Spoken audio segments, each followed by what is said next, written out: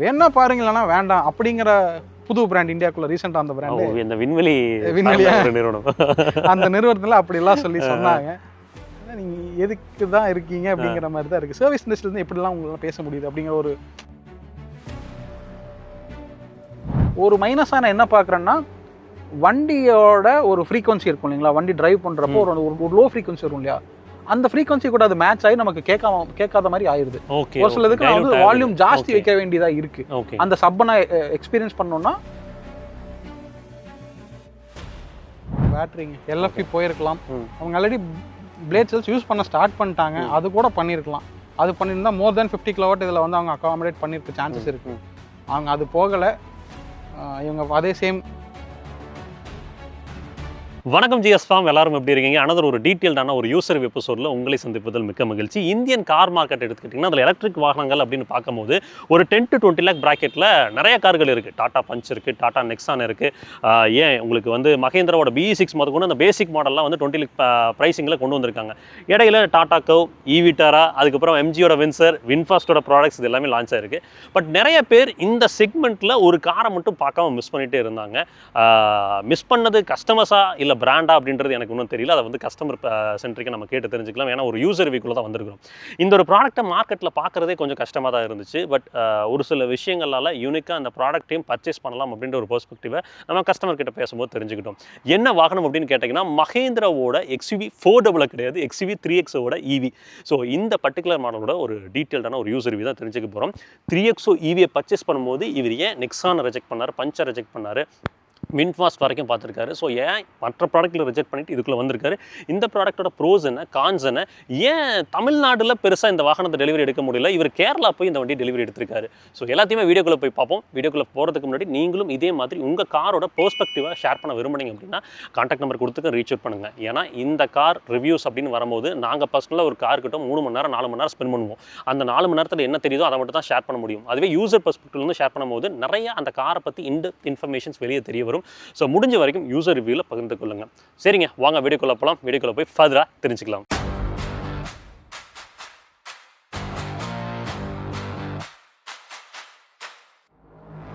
Ignition on, feel the fire, red line rising, hearts go higher, no wishing car, no fake talk, GS Automotive.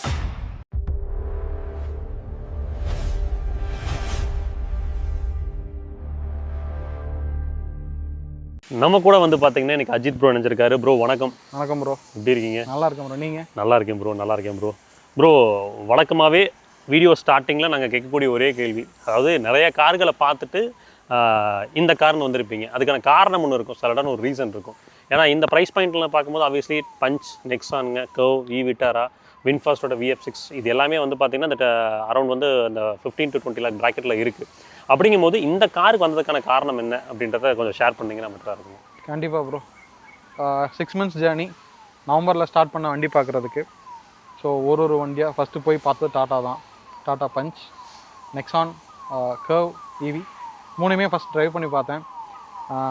Punch வந்துட்டு எனக்கு leg room கம்மி, வண்டி சிறுசாக இருக்குது, design ஒரு minus, அப்புறம் fit and finish, dashboard quality, okay நிறையா சொல்லலாம். அதுக்கு ஒரு வண்டிக்கு ஒரு மைனஸ் இருக்குது. எல்லா வண்டியிலையும் மைனஸ் இருக்குது. எந்த இதிலும், அதாவது எந்த வண்டி எடுத்தாலும் ஏதோ ஒரு சாக்ரிஃபைஸ் பண்ணுற மாதிரி இருக்குது. இதுலேயும் ஒரு சாக்ரிஃபைஸ் பண்ணியிருக்கேன், அதை நான் சொல்கிறேன். ஓகே. ஸோ எது பண்ணாலும் பண்ணி தான் ஆகணும், ஏதோ ஒரு சாக்ரிஃபைஸ் பண்ணி தான் ஆகணும். சரி எதில் பண்ணலாம் அப்படின்னு டிசைட் பண்ண தான் லாஸ்ட்டில் வந்தது. ஓகே. அதுக்கப்புறம் நெக்ஸான் ஓட்டி பார்த்தேன். நெக்ஸான் எல்லாருமே பிடிச்சிருக்கு, நிறைய பேர் எடுத்திருக்காங்க. சரி அதுவும் பார்த்தேன். ஃபியர்லெஸ் தான் ஃபஸ்ட்டு பார்த்தேன் 15 lakhs பட்ஜெட்டில். பட் ட்ரைவ் பண்ணது டாப் மாடல் தான் ட்ரைவ் பண்ணேன். பார்த்தப்போ எனக்கு க்ளோஸ் பண்ணி வச்ச மாதிரி, ரொம்ப குளியில் உட்காந்துட்டு இருக்கிற மாதிரி, ஓகே, என்னை சுற்றி ஏதோ செவத்து கட்டி வச்ச மாதிரி ஒரு ஃபீலிங் இருந்தது. ஒரு அடைஞ்ச ஃபீல், அந்த ஃபீல் இருந்ததுனால எனக்கு வந்துட்டு அதை எனக்கு கம்ஃபர்டபுளாக இல்லை. கம்ஃபர்டபுளாக இருந்த சென்ஸ் ஃப்ரீயாக ஓட்டுறதுக்கு இல்லை. டிரைவிங் டைனமிக்ஸ் மோராரில் மூணுலேயே ஒரே மாதிரி தான் இருக்குது. பஞ்சில் வந்துட்டு ஒரு குறிப்பிட்ட ஸ்பீடு போனதுக்கப்புறம் வண்டி கையில் இல்லாத மாதிரி ஒரு ஃபீல், கண்ட்ரோல் இல்லாத மாதிரி ஒரு ஃபீல் இருந்தது. ஓகே. டாடா ஃபேன்ஸ் கோவப்படலாம், பட் ரியாலிட்டியில் நான் ஃபீல் பண்ணது அது. நான் செடான்லேருந்து வந்திருக்கேன். ஸோ எனக்கு செடான்லேருந்து வர்றதுனால எனக்கு இதோடது வந்து எனக்கு புதுசு தான். ஸோ எனக்கு அதனால் அப்படி ஃபீல் ஆச்சானு தெரியல. பட் ஆனால் நான் இந்த வண்டி இதில் வந்து 400 தான் ஃபஸ்ட்டு பார்த்தேன். ஓகே. XUV400 பார்க்குறப்ப எனக்கு அந்த இது இல்லை. டிரைவிங் டைனமிக்ஸ் நல்லா இருந்தது, அஜிலிட்டி எபிலிட்டி எல்லாமே நல்லா இருந்தது. வண்டி வந்து கைக்குள்ளே இருக்குது, என்ன போனாலும் என்ன ஸ்பீடு போனாலும் வண்டி கண்ட்ரோலில் இருக்குது, என் பேச்சை கேட்கும் அப்படிங்கிற ஒரு கான்ஃபிடென்ஸ் அதில் வந்தது. ஓகேங்க. அது ஒரு அப்புறம் நெக்ஸான் வந்து பார்த்தீங்கன்னா நெக்ஸான் ரிஜெக்ட் பண்ணதுக்கு ரீசன் அதுதான். அது கேர்வ் பார்த்தேன், கேர்வ்லையும் வந்து கேர்வ் வண்டி நல்லா இருக்குது, பெருசாக இருக்குது, எனக்கு வண்டி டிசைன் ஓகே பிடிச்சது. சின்ன சின்ன மைனஸ் டாடா இஷ்யூஸ் ஒன்று. டாடா இஷ்யூஸ் இந்த சென்ஸ் வந்து சர்வீஸ் சொல்கிறீங்க, சர்வீஸ் இஷ்யூஸ். அப்புறம் சின்ன சின்ன இஷ்யூஸுங்க, அதெல்லாம் QCலேருந்து அவங்க கண்ட்ரோல் பண்ணக்கூடியது. அவங்க QC இன்னும் பெட்டராக பண்ணாங்கன்னா மேபி அந்த இஷ்யூஸ்லாம் சார்ட் அவுட் பண்ணலாம். மேபி இன் ஃபியூச்சர் பண்ணினாங்கன்னா இன்னும் நம்பிக்கை இன்னும் கொஞ்சம் நல்லா இருக்கும். சேல் அவங்க பண்ணுறாங்க, சேல் பண்ணுற அளவுக்கு சர்வீஸ் பண்ணுறாங்கன்னு கேட்டால் இல்லை. இங்கே விக்டரி நல்லா பண்ணுறாங்கன்னு உங்கள் வீடியோஸ் மூலிமா நான் தெரிஞ்சுக்கிட்டேன். நம்ம வீட்டில் ஃபேமிலி சைடில் ஒரு ஹேரியர் இருக்குது, அதுவும் அங்கே தான் சர்வீஸ் ஆகிட்டு இருக்கு, ரெகுலராக அங்கே தான் பண்ணுறாங்க. ஸோ அதுவும் நாங்கள் சாட்டிஸ்ஃபைடு தான். ஸோ நான் டாட்டா போகிற மாதிரி இருந்தால் விக்டரியில் தான் எடுக்கலாம் அப்படிங்கிறது ஒரு ஐடியாவில் இருந்தேன். பட் அன்ஃபார்ச்சுனேட்லி அது நான் வந்து அந்த டாட்டாவே வேண்டாம். நிறைய வீடியோஸ் நிறைய ரிவ்யூஸ் நான் பார்த்தேன், எடுத்தவங்க எல்லாருமே வந்து சின்ன சின்ன இஷ்யூஸ் சொல்கிறாங்க. பஞ்சில் இன்னொரு யூடியூப் சேனல், அது பேர் நான் கரெக்டாக தெரில, தமிழ் தான், ஆனால் அது வீடியோஸ் எல்லாமே இங்கிலீஷில் தான் இருக்கும். ஒரு ப்ளம் கலர் ஒரு பஞ்ச் நான் டிசைட் பண்ணுற டைமில் தான் ஒரு 3 months தான் முன்னாடி தான் எடுத்துருப்பாரு. ஒரு டைம் ஒரு வீடியோ போடுறாரு, ஒரு ஷார்ட்ஸ் போடுறாரு, இந்த பிரச்சனை அந்த பிரச்சனை அந்த பிரச்சனை. நான் ஒரு நாள் போய் கேட்டேன், ஒரு கமெண்ட்டில் போய் கேட்டேன், பிரதர் உங்களுக்கு வந்து நீங்கள் எடுத்து ஒரு 3 months ஆச்சு இல்லை, 3 months எத்தனை இஷ்யூஸ் ஃபேஸ் பண்ணியிருக்கீங்க, எனக்கு நம்பர் போட்டு லிஸ்ட் பண்ண முடியுமானா 18 இஷ்யூஸ் சொன்னார். அவர் கடைசியில் அதை வந்து ஒரு வீடியோவே போட்டிருக்காரு. QC டீம் வந்து தூங்கிட்டு இருக்கீங்களா, QC team QA team sleeping, 18 issues இன் 3 months அப்படிங்கிற மாதிரி ஒரு வீடியோவும் போட்டிருக்காரு. இந்த மாதிரி ஒரு காரணங்கள் தான் நான் டாட்டாவை விட்டு விலகி இருக்கிறதுக்கு உண்டான ரீசன். இதில் ஒன் சைட் நான் வந்து வண்டி டிசைட் பண்ணியாச்சு, சரி XUV400 ஓட்டி பார்த்தா வண்டி பிடிச்சது, ergonomically sorted, driver oriented car, power more than enough, discount 4 lakhs கொடுத்தாங்க 2025 மாடலுக்கு. அதாவது 400 EV நம்ம செக் பண்ணப்போ 400க்கு 4 lakhs கொடுத்துருந்தாங்க அப்போது டிசம்பர் டைமில். சரின்னு சொல்லிட்டு டிசம்பர் 6 அது புக் பண்ணியாச்சு. புக் பண்ணிவிட்டு 20 daysல வண்டி வரும்னு சொல்லியிருந்தாங்க. வண்டி வரல. சரி நானும் வெயிட் பண்ணிகிட்டே இருந்தேன். அதுக்கு இடையில வந்து சரி இது டிலே ஆகிட்டே இருக்குது, இது வரலன்னு என்ன பண்ணுறது, இல்லை ப்ரைஸிங் மாறுன்னு என்ன பண்ணுறதுங்கிறக்காக சரி வின்சர் போகலாம். Windsor out of budget, like என்னோட பட்ஜெட் சம்வேர் 15 lakhs தான் பட்ஜெட். ஸோ அதை தாண்டி போகலாமா அப்படின்னு ஒரு யோசனை. ரொம்பவும் தாண்டி போக முடியாது, சரி ட்ரை பண்ணி பார்க்கலாம், வண்டி பிடிச்சிருந்தா மேபி வில் ட்ரை அப்படிங்கிற மாதிரி சரி போய் வின்சர் ஓட்டி பார்த்தோம். ஓகேங்க. வின்சர் ஓட்டுறதுக்கு நல்லா தான் இருந்தது, ப்ளஸும் இருக்குது மைனஸும் இருக்குது. நான் சொன்ன மாதிரி 52 something kilowatt, 15 years வாரண்ட்டி கொடுத்துட்றாங்க. ஃபேமிலி சைடில் ஒரு சைடில் இருக்குது 38 kilowatt வச்சுருக்காங்க. அவங்க 270 வரைக்கும் கிடைக்குது. 38,000 kilometer ஓட்டியிருக்காங்க. இது வரைக்கும் பெருசாக இஷ்யூஸ்ன்னு சொல்லி எதுவும் வரல, தாராளமாக எடுக்கலாங்கிறது தான் அவங்களோட ஒரு ரிவ்யூவாக இருந்தது எனக்கு சொன்னப்போ. நான் ஓட்டி பார்த்த வரைக்கும் வண்டி நல்லா தாங்க இருக்குது, ஆனால் சின்ன சின்ன இஷ்யூஸ் லைக் டிசைன் பிடிக்கல, அது கூட அட்ஜஸ்ட் பண்ணிக்கலாம், சப்ஜெக்டிவ் விட்டுறலாம். ஓகே, அதை சாக்ரிஃபைஸ் பண்ணால் அடுத்தது டேஷ்போர்ட். டேஷ்போர்டில் அவ்வளோ பெரிய டேஷ்போர்டு, நீங்கள் கப் ஹோல்டர் நீங்கள் தண்ணி வைக்கணும்னா கூட அது சூடாகிட்டு தான் இருக்கும். அது இங்கே வச்சுருக்காங்க, அது என்ன டிசைன் எனக்கு தெரியல, அது மாற்றிருக்கலாம். அப்புறம் எல்லாமே வந்து டச் ஸ்க்ரீன் போயிட்டாங்க. ஒரு சின்ன சின்ன இதுக்கு கூட நான் வந்து டச் ஸ்க்ரீனை மட்டும்தான் டிபெண்ட் பண்ணியிருக்கிற மாதிரி இருக்குது. ஃபேமிலியில் அப்பா ஓட்டலாம், நாளைக்கு மாமனார் ஓட்டலாம், அப்படி ஓட்டுறப்போ அது அவங்களுக்கெல்லாம் கஷ்டங்க. அது ஓட்டலாம். ஈவன் நாங்கள் வண்டியை பார்க்கும்போது வார்வியம் முத கொண்டு வந்து அந்த டச் ஸ்க்ரீன் அதுதாங்க சொல்கிறேன், அதுதான் மெயின். சின்ன இந்த இதெல்லாமே கூட இதில் கொண்டு வந்துட்டு டிரைவர் இன்னைக்கு அட்வான்ஸ்டு ஃபீச்சர்ஸை மட்டும் அதுக்கு டிஸ்பிளேக்கு கொண்டு வந்தாங்கன்னா maybe I could have considered. அப்புறம் வந்து சஸ்பென்ஷன் வந்து ரொம்ப ஸ்டிஃபாக இருந்தது இல்லை. அப்புறம் ஈவிட்டாராவும் இந்த வின்ஃபாஸ்ட் இதெல்லாம் பார்த்தீங்களா? NVH லெவல்ஸ் அதில் மைனஸ் இதில் வின்சரில். ஓகேங்க. அதுக்கு அடுத்து வந்து தான் ஈவிட்டார் லான்ச் பண்ணாங்க. அப்போ நான் வந்து அதுவும் கேட்டேன்.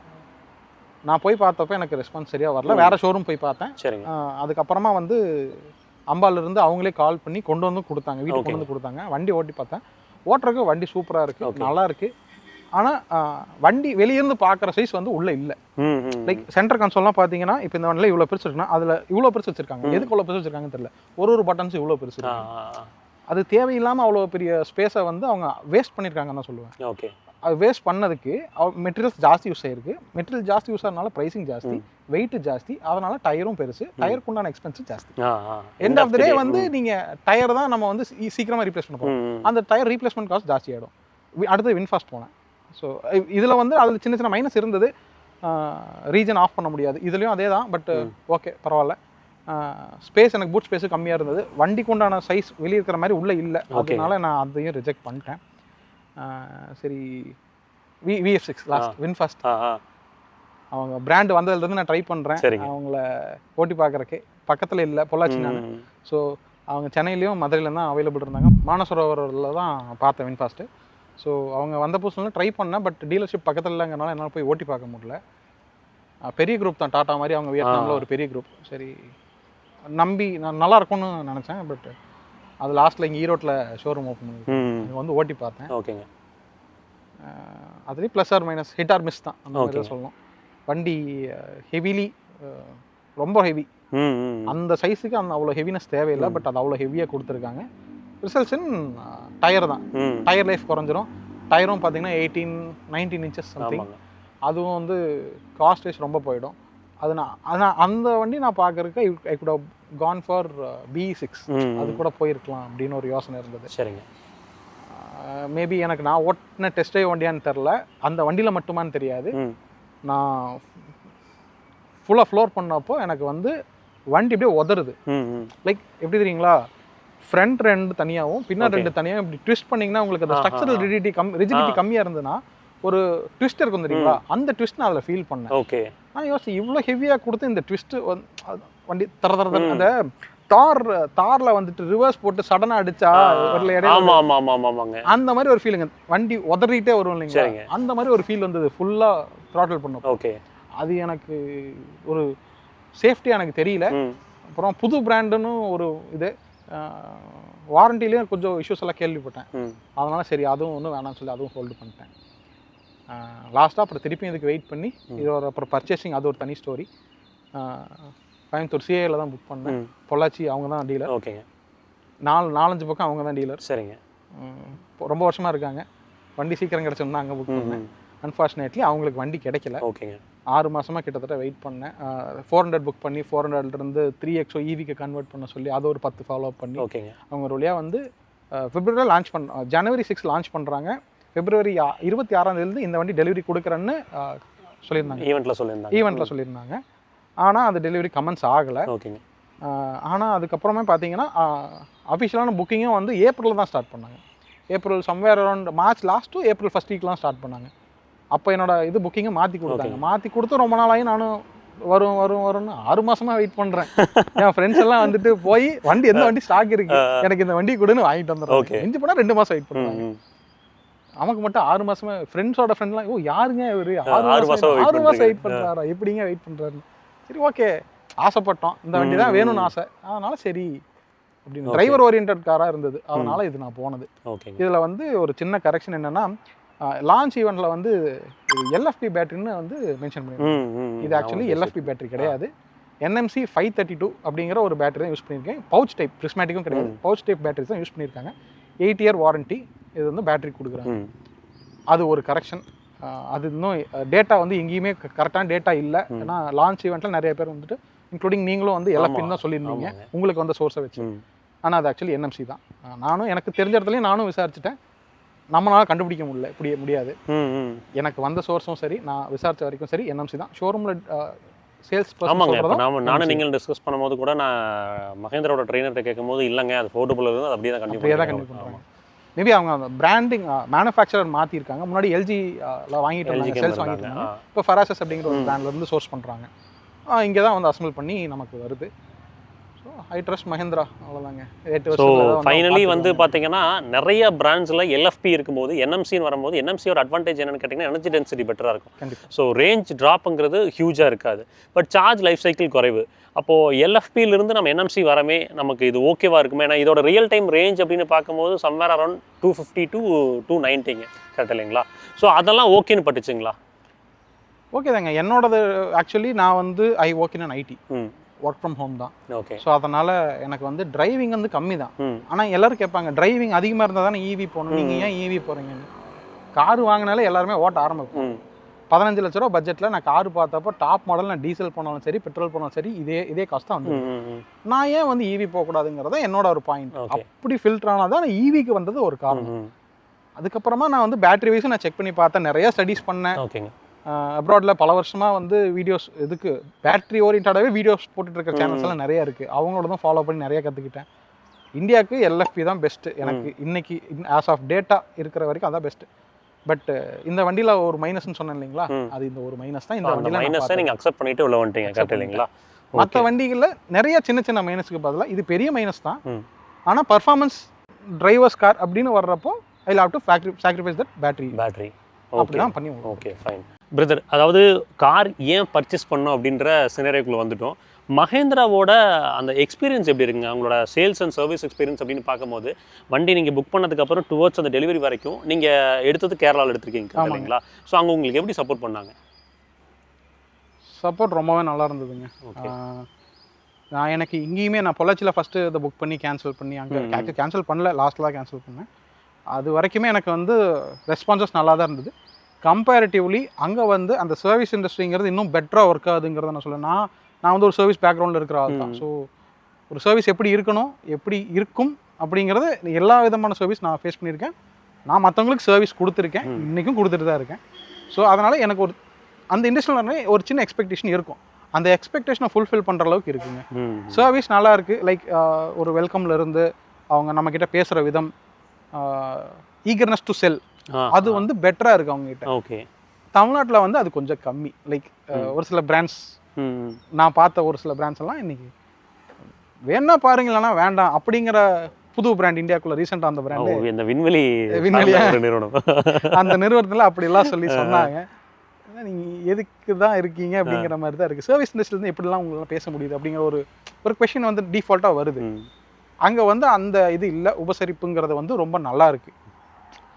ஓப்பனாகவே சொல்கிறேன், விண்வெளி சார்ந்த நிறுவனம்ங்கிறது வின்ஃபாஸ்ட்டுங்க. சரி, ஓகேங்க பிரதர், டன். இதை தாண்டி நம்ம இப்போ பேசணும்னு நினச்சது வந்து ஒன் ஆஃப் தி பவர்ஃபுல் வண்டி. இதை பொறுத்து பார்க்கும்போது அரௌண்ட் வந்து 147 பிஹெச்பி பவரும் 310 நியூட்டன் ஆஃப் டார்க்கும் ப்ரொடியூஸ் பண்ணுது. ஸோ இதோட டிரைவபிலிட்டி எப்படி இருக்குது, இதோட ஹேண்ட்லிங் கேரக்டர் எப்படி இருக்குங்க? இந்த வண்டியில் எனக்கு பிடிச்சது அதுதாங்க. பவர் டு வெயிட் ரேஷியோ பெட்டராக இருக்குது. அந்த டார்க் டெலிவரி அன்மேட்ச்டு தான். நான் வந்து coming from petrol and diesel, எனக்கு இது புதுசு. But I have an Ather. So two வீலரில் நான் ஆல்ரெடி நான் எக்ஸ்பீரியன்ஸ் பண்ணிட்டேன். ஸோ அதோட டார்க் டெலிவரி இப்படிங்கிறக்குள்ள இருக்குங்கிறது தெரியும். ஸோ நான் ஃபஸ்ட்டு ட்ரை பண்ணி பார்த்தப்போ அதில் தான் இம்ப்ரெஸ் ஆனேன். அப்கமிங் அந்த மற்ற வெஹிக்கிள்ஸ் ஓட்டி பார்த்ததுலேயும் எனக்கு அந்த இம்ப்ரெஷன் இருந்தது. பட் ஆனால் அந்த ஹேண்ட்லிங்னு வர்றப்போ இதுதான் பெட்டராக தெரிஞ்சது, லைக் கம்பேரிங் டு டாட்டா. இதில் ஒரு அடிஷ்னல் அட்வான்டேஜ் என்னன்னா, இவங்க அந்த 17 இன்ச் ப்ரொஃபைல் போயிருக்கிறது அந்த என்ஹான்ஸ்மெண்ட் கொடுக்குது அப்படின்ற மாதிரி ஃபீல் ஆகுதுங்களா? Wider tyres and better profile போகும்போது அது ஹெல்ப் பண்ணுதுன்னு தோணுதுங்களா? ஹையர் ப்ரொஃபைல் போயிருக்காங்க, பட் அது எந்த அளவுக்கு எனக்கு சப்போர்ட் பண்ணுங்கிறது தெரியல. ரேஞ்ச் வைஸ் எனக்கு ஏதாவது சேஞ்சஸ் இருக்குமாங்கிறது தெரியல. பட் பர்சனல் எக்ஸ்பீரியன்ஸ் வந்து டயர் சிறுசாக இருக்கிற வரைக்கும் சின்ன சின்ன பாட்டல்ஸ் கூட உங்களால் ஃபீல் பண்ண முடியும். Larger the tyre lesser you feel, அப்படி தான் வந்து எக்ஸ்பீரியன்ஸ் பண்ணது. ஸோ அதை பேஸ் பண்ணி பார்க்குறப்போ அந்த ரோட் நாய்ஸுங்கிறது 16க்கும் 17க்கும் கொஞ்சம் டிஃப்ரென்ஸ் இருக்கும். ரோட் நாய்ஸ் அந்த ரோட் வைப்ரேஷன்ஸுமே வந்து கொஞ்சம் டிஃப்ரென்ஸ் இருக்குங்கிறது நான் ஃபீல் பண்ணுறேன். ரோட் நாய்ஸ் டயர் நாய்ஸில் உள்ள க்ரீப்பின் ஆகுதுங்களா? ரொம்ப மைல்டாக வருதுங்க, நல்லாவே கண்டெயின் பண்ணியிருக்காங்க. எம்ஜி வின்செட் நான் சொன்னேன் இல்லைங்களா, அதை கம்பேர் பண்ணுறப்போ ஃபார் பெட்டர். ஓகேங்க பிரதர். அடுத்த விஷயம் கேட்கணும்னு நினைக்கிறது, வண்டி பவர்ஃபுல்லாக இருக்குது, ஹேண்ட்லிங் கேரக்டர் நல்லா இருக்குன்னு சொல்கிறீங்க. அதாவது பாடி ரோல் எப்படி இருக்குது, பிரேக்கிங் சப்போர்ட் எப்படி இருக்குங்க? பிரேக்கிங் வந்து எக்ஸலன்ட் பிரேக்கிங். ஓகேங்க. இதில் இருக்கிற மாதிரி பிரேக்கிங் வந்து ஆல்மோஸ்ட் எல்லா வண்டியிலையும் இன்றைக்கி மேட்ச் பண்ணிடுறாங்க. அதில் வந்து பிரேக்கிங் வந்துட்டு டேரெக்டாக பிரேக் யூட்டிலைஸ் ஆகுதாங்கிறது தெரியல, பட் ஆனால் ரொம்ப எஃபெக்டிவாக இருக்குது. ஓகேங்க. எல் மோட் ஒன்று கொடுத்துருக்காங்க இல்லைங்களா, அந்த எல் மோடில் வச்சு நீங்கள் பிரேக் டச் பண்ணிங்கனாலும் ரீஜனும் எனேபிள் ஆகும், பிரேக்கிங்கும் அட் அ டைமில் ஆகுங்கிறப்போ உங்களுக்கு வந்து வண்டி வந்து ஸ்டாப்பிங் போகிறது ரொம்ப ஜாஸ்தியாக இருக்குங்க. ஓகேங்க. இதுக்கு அடாப்ட் ஆகிற கொஞ்சம் டைம் எடுத்துக்கும் புதுசாக வர்றவங்க. பிரேக்கிங் எஃபிஷியன்சி நல்லா இருக்கு. ஹெட்லைட்டோட வெளிச்சம் எப்படி இருக்குங்க? சூப்பராக இருக்குங்க. மற்ற வண்டியை எடுத்துகிட்டு நம்ம மாற்றணும். எனக்கு தெரிஞ்சு நான் கேட்டதுலேயே ஓஎம்ல வந்த ஹெட்லைட் வெளிச்சம் நல்லா இருக்குன்னு இப்போ தான் ஒரு ஃபர்ஸ்ட் டாக் வருது. மற்ற பிராண்ட்ஸில் கேட்கும்போது மஹேந்திராவில் சொல்கிறேங்க. ஹேரியர் இருக்குது, அதுக்கும் நாங்கள் பல்பை எல்இடி அப்கிரேட் பண்ணலான்னு தான் யோசிச்சுட்டு இருக்கோம். அதுக்கு எங்களுக்கு பத்தலை. ஆனால் பஞ்ச் பெட்ரோல் ஒன்று இருக்குது ஃபேமிலியில், அதில் நல்லா இருக்குது. ஆனால் ஹேரியரில் நல்லா இல்லை. ஓகே. ஆனால் இதில் வந்து எனக்கு மோர் தென் எனஃப் கரெக்டாக. அதாவது அட்ஜஸ்ட்மெண்ட்ஸ் கரெக்டாக இருக்குது, டியூனிங் கரெக்டாக இருக்குது. அதனால் வந்து அலைன்மெண்ட் சொல்கிறேன், அது கரெக்டாக இருக்கிறனால மேபி எனக்கு இன்டென்சிட்டி கரெக்டாக பொறுத்து கேலிப்ரேட் பண்ணாங்கன்னா இந்த பிரச்சனையே வராது, நீங்கள் சொல்கிற பிரச்சனையே வராது. Okay fine. கிரவுண்ட் கிளியரன்ஸ் சஃபிஷியண்ட்டாக இருக்குங்களா? பேட்டரி வந்து ஏதாவது இடத்துல உறைஞ்சிருமோ அப்படின்ற ஒரு பயம் என்னைக்காவது ஃபீல் ஆகுதுங்களா? இது வரைக்கும் இல்லைங்க, பேட்டரி கீழே தான் இருக்குது, பானிவி கிடையாது, கீழே தான் இருக்குது. அந்த பயம் லைட்டாக எனக்கு வாங்குறதுக்கு முன்னாடி இருந்தது. இப்போ நார்மலாக ஓட்டியிருக்கேன், ஒரு சும்மா 500 கிலோமீட்டர்ஸ் தான் ஓட்டியிருக்கேன். ஓட்டின வரைக்கும் இப்போ குண்டும் குழியுமான ரோட்டில் தான் அதிகமாக ஓட்டியிருக்கேன். அந்த மாதிரி எனக்கு எதுவும் தோணலை, எங்கேயும் இது வரைக்கும் உரசவும் இல்லை. பிரதர், எலக்ட்ரிக் கார் அப்படின்னு வந்தோம்னாவே ஃபஸ்ட்டு விஷயம் வந்து பார்த்தீங்கன்னா எல்லாருமே கேட்குறது அது எவ்வளோ ரேஞ்ச் கொடுக்கும், அப்புறம் சார்ஜிங் டைம் என்ன அப்படின்றத கேட்பாங்க. இந்த வண்டியை பொறுத்த வரைக்கும் ரியல் டைம் ரேஞ்ச் என்ன கொடுத்துட்ருக்கு, சார்ஜிங் டைம் என்ன ஆகுதுங்க 100% சார்ஜ் பண்ணுறதுக்கு வீட்டில்? ஓகே, நான் ஃபஸ்ட்டு எடுத்துகிட்டு வந்தப்போ எனக்கு எக்ஸ்பெக்டட் வந்து 250 to 280 தான் வந்து எனக்கு காமிச்சது. ஓகேங்க. ஸோ எனக்கு வாட் ஹவர் பெர் கிலோமீட்டர் பார்த்தீங்கன்னா 165 எனக்கு இருந்தது. ஓகேங்க. ஸோ இப்போ நான் எடுத்துகிட்டு அங்கேருந்து கேரளா தான் நான் ட்ரைவ் பண்ணிட்டு தான் வந்தேன். So it's 170 kilometres. ஸோ அப்போ நான் ட்ரைவ் பண்ணி வர்றப்போ அது ஒரு 150 அந்த ரேஞ்சுக்கு மாறிடுச்சு. அதுக்கப்புறம் இப்போ நான் வந்து பேட்டரி 100 பண்ணி எடுத்தேன். எடுத்ததுக்கப்புறமா இப்போ 134 இருக்குது, 134 இருக்குது. ஸோ 150 கிலோமீட்டர்ஸ் நான் ட்ரைவ் பண்ணி வந்தாச்சு. 58% பேட்டரி இருக்குது, அதாவது 42% பேட்டரிக்கு எனக்கு 150 கிலோமீட்டர்ஸ் ஓடி இருக்கு. ஸோ எக்ஸ்பெக்டிங் 300 கிலோமீட்டர்ஸ் இந்த ஒரு நார்மலான ட்ரைவ். நான் வந்து 70 to 80 தான் மெயின்டைன் பண்ணி வந்தேன். ஒரு சில இடத்துல ஸ்லோவாகவும் வந்தேன். ஒரு 20 மினிட்ஸ் பக்கம் ஏசியும் ஆஃப் பண்ணியிருந்தேன்னா 26ல் வச்சா ரொம்ப குளிருது, 27ல் வச்சா சில்னஸே இல்லை, 26ல் வச்சுட்டு அப்பப்போ ஆஃப் பண்ணி ஓட்டுற மாதிரி ஒரு சூழ்நிலை நேற்று வந்தது. ஸோ இனி போக தான் அதை எக்ஸ்பீரியன்ஸ் பண்ணி பார்க்கணும். ஏன்னா ரொம்ப கூலிங் வர ஆரம்பிச்சிருச்சு. ஆட்டோவில் வச்சாலுமே ரொம்ப கூல் ஆகுது. நாங்கள் மற்ற பிராண்ட்ஸில் வந்து நாங்கள் நிறைய நோட் பண்ணியிருக்கோம், எப்பவுமே வந்து எலக்ட்ரிக் வாகனங்களில் ஏசியோட த்ரோ கம்மியாக இருக்கும். இப்போ பர்சனலாக நம்ம கேமரா ஹீட் ஆயிடுச்சுன்னு சொல்லி நான் உள்ள வச்சுருந்தேன். பார்க்கும்போது ஆக்சுவலாக ஏசி நல்லா எஃபெக்டிவாகவே இருக்குது. உங்களுக்கு லைக் வந்து ஒரு 24ல் வச்சா நல்லா போன் சில்லிங்காக நல்லா இருக்கிற மாதிரி தான் ஃபீல் ஆகுது எனக்குங்க. So real time range will be இப்போ நம்ம ப்ராக்டிக்கலாக ட்ரை பண்ணாமல் ஒரு 250+ எதிர்பார்க்கலாம். Correct, 250 guaranteed. 280 ஈஸியாக எடுக்க முடியும். ஓகே. ஈவி நல்லா ஓட்ட தெரிஞ்சு இது ஈவி எப்படி ஓட்டணும்னு நல்லா தெரிஞ்சுக்கிட்டாங்க அப்படின்னா 320 எடுக்க முடியும். ஆனால் கேரண்டீட் 250 to 280 கேரண்டீட். சரிங்க. இந்த வண்டியோட சார்ஜிங் டைம் எவ்வளோ ஆகுதுங்க? ஆக்சுவலாக 3.3 kW தான் கொடுத்துருப்பாங்க. அடிஷ்னலாக வந்து பார்த்தீங்கன்னா அந்த ஃபாஸ்ட் சார்ஜிங் பாக்ஸுக்கு என்ன காசு சொல்லியிருந்தாங்க? 50,000 சொல்கிறாங்க 7.2 kW. ஓகேங்க. வெளியே மற்ற பிராண்ட்ஸில் எல்லாம் 25லேருந்து இருக்குது. பட் அது நான் ஸ்பெண்ட் பண்ணால் எக்ஸ்பென்சிவ், அடிஷ்னலாக கிட்டத்தட்ட சம்மர் 1 lakh பக்கம் போயிடும். ஏன்னா வீட்டில் வந்து நான் எக்ஸ்ட்ரா அடிஷ்னல் லோடு வாங்கணும், அதுக்கு ஒயரிங் மாற்றணும், எல்லாமே பேட்டரி சார்ஜர் ஒரு 50K, அது ஒரு லோடு வாங்குறது, இது ஒயரிங் பண்ணுறது, அது ஒரு எப்படி ஒரு 30-40K வந்து எக்ஸ்பெக்ட் பண்ணுறேன். பேஸ்ட் ஆன் இது ப்ரீயர் எக்ஸ்பீரியன்சஸ் மற்றவங்க சொல்கிறத வச்சு நான் சொல்கிறேன். ஓகேங்க. கணக்கு போட்டப்போ எங்கேயோ போயிடுச்சு. நமக்கு 3.3 போதும், நைட்டு போட்டுவிட்டா காலையில் ஃபுல் ஆயிரும். அதான் எனக்கு நைட்டு போட்டால் காலையில் ஃபுல் ஆயிடுது. நான் 20ல் வந்து போட்டேன், காலையில் சம்வேர் அரௌண்ட் ஒரு 10க்குலாம் வந்து ஃபுல் ஆகிடுச்சு. ஓகேங்க. நைட்டு 10 மணிக்கு போட்டேன், 10:30க்கு மேலே போட்டேன், காலையில் ஒரு 10 மணிக்கு போகும். ஓகேங்க. 12 hours ஃபுல் ஆகிடும். ஓகேங்க. மேபி அது கம்மியாக கூட இருக்கலாம், நான் இன்னும் அதை எக்ஸ்பீரியன்ஸ் பண்ணி பார்க்கலாம். Okay fine. சரிங்க பிரதர், அடுத்து நம்ம உள்ளே போய் உட்காந்து இன்டீரியர் பற்றி பேசுகிறோம். கண்டிப்பாக பிரதர். அதாவது வண்டியோட சஸ்பென்ஷன் கம்ஃபர்ட்டுங்க, ஃப்ரண்ட் அண்ட் ரியரில் எப்படி ஃபீல் ஆகுது உங்களுக்கு? சஸ்பென்ஷன் ரொம்ப சாஃப்ட் சைடுன்னு சொல்லுவேன். ஆனால் அதே நேரம் ஹையர் ஸ்பீட்ஸில் போகிறப்போ ஸ்டேபிளாகவும் இருக்குது. அவங்க அந்த ஃப்ரீக்வன்சி டிபெண்டன்ட் டேம்பிங் யூஸ் பண்ணிக்கிறதுனால அது ஸ்லோயர் ஸ்பீட்ஸ்லையும் சாஃப்டாக இருக்குது, ஹையர் ஸ்பீட்ஸில் ஸ்டேபிளாகவும் இருக்குது. ஓகேங்க. ஆல் இன் ஒன் பெட்டர் பேலன்ஸ்டான ஒரு ஃபீல் தான் இருக்குது. சரி, ஓகேங்க. சஸ்பென்ஷன் பற்றி பேசிட்டோம். அடுத்து வண்டியில் ஏதாவது பிளைண்ட் ஸ்பாட்ஸ் இருக்குங்களா? ஏதாவது ட்ராவல் பண்ணும்போது ஏ பில்லரோ இல்லை ஐஆர்விஎம்மோ மறைச்சி கொடுக்குதுங்களா? ஏ பில்லரில் எனக்கு பெருசாக தெரியல, நான் செடானிலிருந்து வந்திருக்கேன். ஸோ எனக்கு ஏ பில்லர் மோரலஸ் ஒரே மாதிரி தான் இருக்குது ட்ரைவ் பண்ணுறதுக்கு. சி பில்லரில் வந்துட்டு எனக்கு அந்த லைக் நான் இப்போ போய் ரைட் எடுக்கணும் இல்லை ஏதோ ஒரு சைடில் வந்துட்டு எனக்கு சி பில்லர் மட்டும் கொஞ்சம் டிஸ்டர்பன்ஸாக இருக்குது. பட் ஆனால் அதுக்கு வந்து எனக்கு இந்த பிளைண்ட் ஸ்பாட் மானிட்டரிங் கொடுத்துருக்காங்க இல்லைங்க, 360 கேமரா, அது வந்து ஒரு பெரிய ஹெல்ப்ஃபுல்லாக இருக்குது. கண்டிப்பாக இருக்குது. ஓகேங்க. அடுத்த விஷயம் வந்து ஸ்டீரிங்கோட sense of feel and feedback எப்படி இருக்குங்க? அதாவது வந்து ரிட்டன் டு சென்ட்ராக்ஷனுங்க, ஸ்பீடு கெயின் ஆகும்போது வந்து அதோட ஹெஃப்ட்னஸ்ங்க, இதெல்லாம் எப்படி ஃபீல் ஆகுதுங்க? ரொம்ப சாஃப்ட், லைக் ஃபெதர் அப்படி தான் சொல்லணும். மற்ற வண்டியில் ஓட்டுறதுனால ஹார்டான ஸ்டேரிங் இது வரைக்கும் ஓட்டியிருக்கேன். என்னோட ஓல்டு சிட்டி ஹோட்டா சிட்டி இருந்தது, அதில் கொஞ்சம் ரொம்ப லைட் ஸ்டேரிங் தான் இருக்கும். பட் இது வரைக்கும் ஓட்டினதில் ஒன் ஆஃப் த லைட்டஸ்ட் ஸ்டேரிங்னு சொல்லுவேன். ஓகேங்க. ஹைட்ராலிக் ஸ்டேரிங்லேருந்து வர்றவங்களுக்கு இது டெட்டாக தெரியும். பட் ஈவின்னு வந்து அதை ஈவிக்குள்ளே வர்றப்போ அவங்க they will get adapted to it. நல்லா இருக்குங்க, சாஃப்டாக இருக்குது, வெயிட் ஆட் ஆகுது, லைக் மோர் தென் 60 தாண்டிங்கனாலே லைட்டாக அந்த ஹெஃப்ட்னஸ் உங்களுக்கு அதில் தெரியும். Okay, best. ஓகே. ஸோ அதில் எந்த குறையும் இல்லை. அடுத்து இப்போ இன்டீரியர் பேச ஆரம்பிப்போம். இன்டீரியர் வந்து ஆக்சுவலாக வந்து பிளாக் அண்ட் அதுக்கப்புறம் வந்து அந்த ஐவரி ஒயிட் தீமில் போயிருக்காங்க. இது மேனேஜ் பண்ணிட முடியும்னு நினைக்கிறீங்களா? நம்புகிறேங்க, மேனேஜ் பண்ணிடலான்னு நம்பியிருக்கேன். எடுக்கிறப்பவே கவர்ஸோட தான் இருந்துச்சு, நான் கவனிக்கலை. அங்கங்கே சின்ன சின்ன பிளாக் மார்க்ஸ் இருக்குது. இன்றைக்கி நிறையா வந்துடுச்சு, கெமிக்கல்ஸ் வந்துடுச்சு, ஃபோம்ஸ் இருக்குது, ஆல்ரெடி வச்சுருக்கேன்.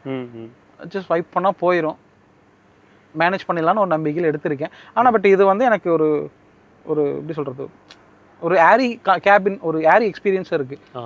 நல்லா ஏரியாக இருக்கிறனால எனக்கு இது ஒயிட் பரவாயில்ல அப்படிங்கிற நான் போனது. நான் மற்ற டாட்டா கர்வில் டாப் மாடல் போனீங்கன்னா இந்த சைடில் இதெல்லாமே வந்து பிளாக் வருது.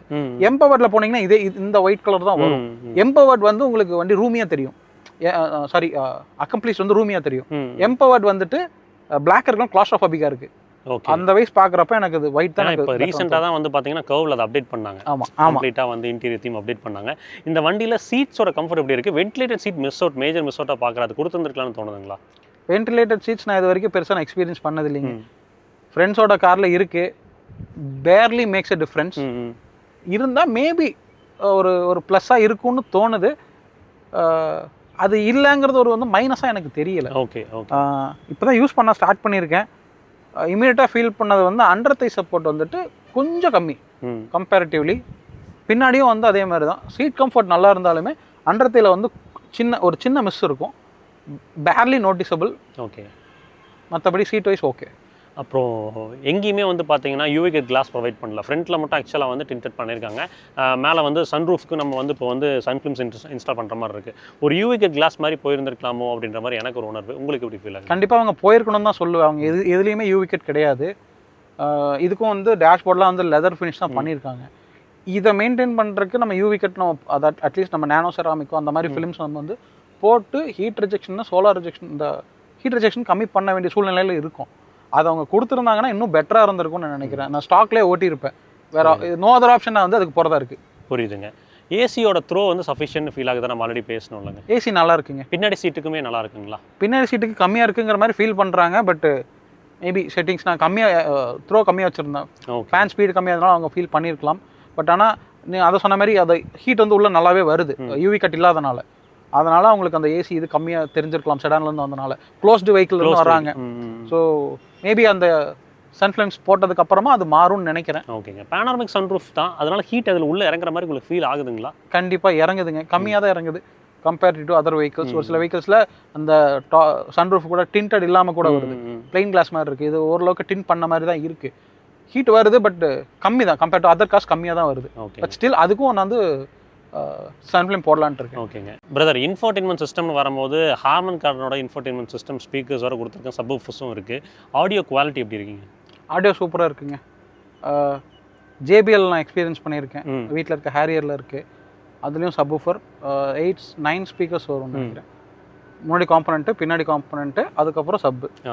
அதில் வந்துட்டு அந்த லோ ஃப்ரீக்வன்சி ஒரு 100 ஹெர்ட்ஸ் இருக்கிற ஃப்ரீக்வன்சி நல்லாயிருக்கும், லைக் பீட் இருக்கும். இதில் வந்து அதுக்கு கீழே இருக்கிற லோ ஃப்ரீக்வன்சியோட இது வந்து ஜாஸ்தியாக இருக்குது. லைக் அது வந்து ஒரு 8 இன்ச் சப்பில் கேட்குற மாதிரியும், இது வந்து ஒரு 12 இன்ச் சப்பில் ஒரு கேட்குற மாதிரியும் ஒரு எஃபெக்ட், ஒரு ஃபீல் இருக்குது. ஓகேங்க. இதில் ஒரு மைனஸ் இருக்குது, ஒரு ப்ளஸ் இருக்குங்க. ஒரு சில பேர்த்துக்கு அந்த ரொம்ப டம்முன்னு அடிக்கிறது பிடிக்காது. ஒரு சில பேர்த்துக்கு அந்த சாஃப்டான அல்ட்ரா லோ சாஃப்டான ஒரு பேஸ் பிடிக்கும். அப்படி இருக்கிறவங்களுக்கு இந்த வண்டி நல்லா சூட் ஆகும். இந்த வண்டியில் ஆடியோ குவாலிட்டி வைஸ் நல்லா இருக்குது. ஒரு மைனஸாக நான் என்ன பார்க்குறேன்னா, வண்டியோட ஒரு ஃப்ரீக்வன்சி இருக்கும் இல்லைங்களா, வண்டி டிரைவ் பண்ணுறப்போ ஒரு லோ ஃப்ரீக்வன்சி வரும் இல்லையா, அந்த ஃப்ரீக்வன்சி கூட அது மேட்ச் ஆகி நமக்கு கேட்காத மாதிரி ஆயிடுது. ஒரு சிலதுக்கு நான் வந்து வால்யூம் ஜாஸ்தி வைக்க வேண்டியதாக இருக்குது. அந்த சப்பை நான் எக்ஸ்பீரியன்ஸ் பண்ணோன்னா ஜாஸ்தி நான் வச்சு தான், வால்யூம் வச்சு தான் நான் கேட்டுக்கிற மாதிரி இருக்கு. இல்லைன்னா நான் வந்து ஈக்குவலைசரில் போயிட்டு நான் மேனுவலாக 120 ஹெர்ட்ஸ் இருக்கிறத வந்து நான் ஏற்றி வைக்கணும். அதுவும் ஏஆர் ரஹ்மான் சாங்ஸுக்கெல்லாம் வந்து பார்த்தீங்கன்னா ஒரு சில ஸ்டார்டில் டொம்முன்னு ஒரு அடி அடிச்சுட்டு அதுக்கப்புறம் சாஃப்ட் பேஸாக வருது. ஒய்ஃப் கேட்குறாங்க, இன்னும் இப்படி அடிக்குது அப்படின்னு. அது ஒன்று மேபி செட்டிங்ஸில் தான் மாற்றணுமான்னு தெரில, அது இன்னும் ப்ளே பண்ணி பார்த்தா தான் தெரியும். ORVMோட விசிபிலிட்டிங்க, அதுக்கப்புறம் வந்து சென்டரில் இருக்கக்கூடிய IRVM, இதெல்லாம் வந்து கிளியரான விசிபிலிட்டி கொடுக்குதுங்களா ட்ராவலிங்க? ரெண்டுமே IRVMும் சரி ORVMும் சரி ரெண்டுமே நல்லா இருக்குங்க. இதில் வந்து எனக்கு இது இருக்குது, ஆட்டோ டிமிங் ஆட்டோ டிமிங் இருக்கிறனால அது ரொம்ப யூஸ்ஃபுல்லாகவே யூஸ்ஃபுல்லாக இருக்குது. இருக்குது.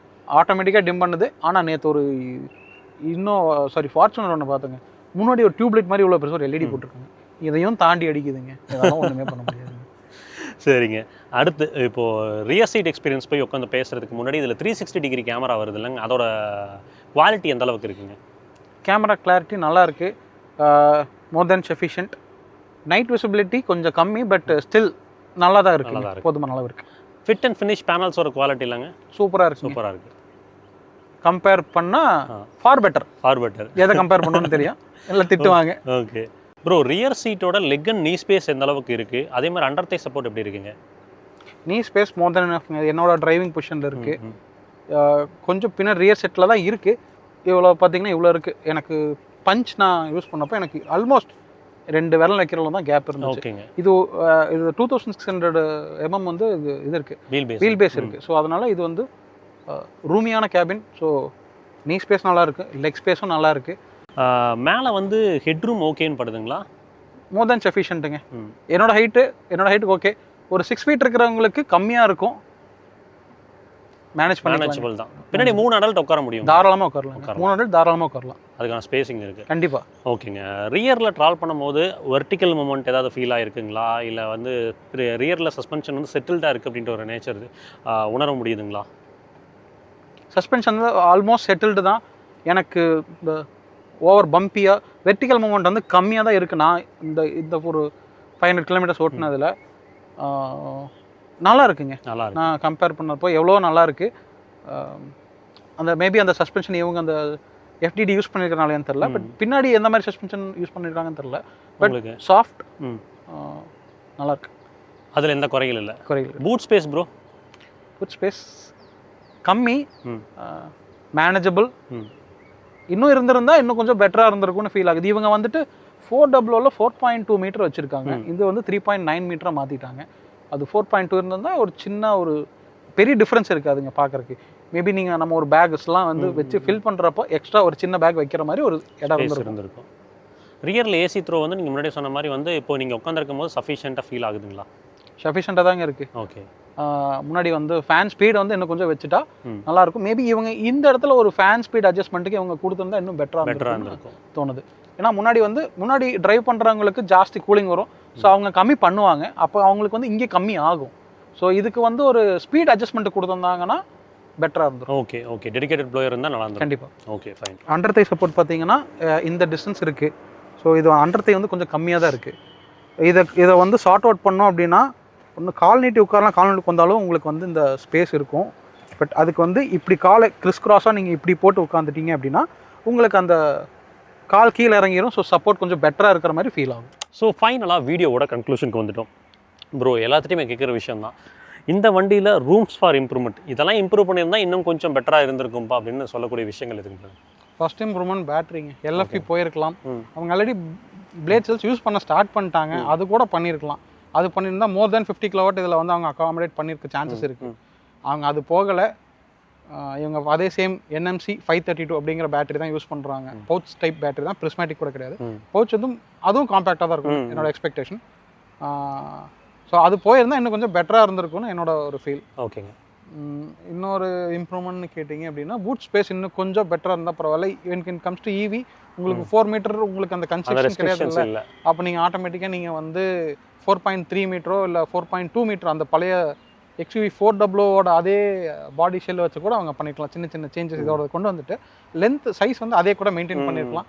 அதை அவங்க சாப் டவுன் பண்ணது எனக்கு ஒரு நெகட்டிவாக தெரியுது. ஓகே. மற்றபடி எனக்கு வண்டியில் எதுவும் இஷ்யூ இல்லை. Okay fine.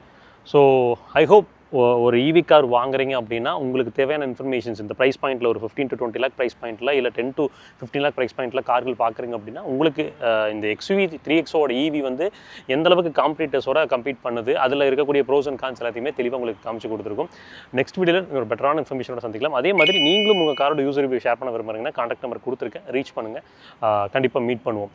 ஸோ அடுத்த வீடியோவில் சந்திக்கலாம். அது வரைக்கும் எப்பவுமே சொல்கிறது தான், ரோட்டில் போய் வரப்போ உங்களை நம்பி போய் குடும்பம் இருக்கும், அதே மாதிரி ரோட்டில் போய் வர சக மனிதர்களை நம்பி நேசிக்கிற குடும்பம் இருக்குது. அசாச்சரமான பொறுப்பாக போய் பொறுப்பாக வாங்க. Tata, take care, by.